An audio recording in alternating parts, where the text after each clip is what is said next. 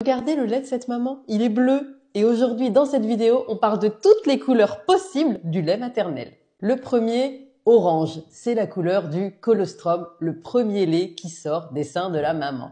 Il est très riche en globules blancs, très riche en protéines, faible en gras et faible en lactose. Bien entendu, hyper conseillé de le donner à votre bébé. Couleur blanche, couleur crème, ce sont des couleurs classiques pour le lait. Il faut savoir que plus un lait est couleur crème, plus il est riche en gras.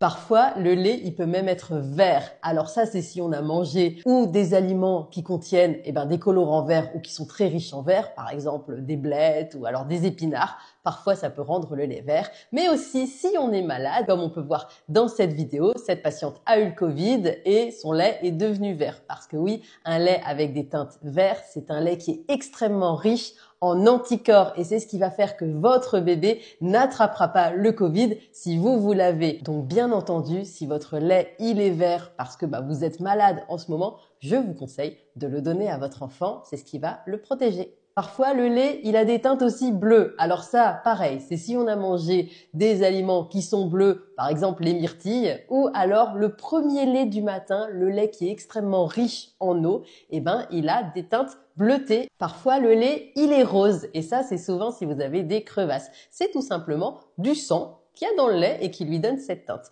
Parfaitement sécure de lui donner à votre enfant. Aucun souci. La seule chose avec laquelle il faut faire attention, c'est si votre lait, il n'est pas rose, mais il est rose fluo. Ça, c'est pas normal. Du rose fluo, vous le gardez et vous l'emmenez chez votre médecin qui va l'envoyer pour faire des analyses parce que c'est possible que ce soit une infection à Serratia.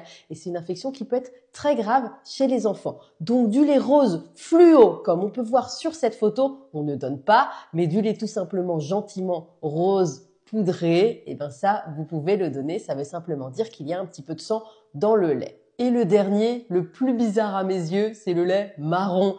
Et oui, ça s'appelle le syndrome du tuyau rouillé. Ça arrive généralement quelques jours après la naissance.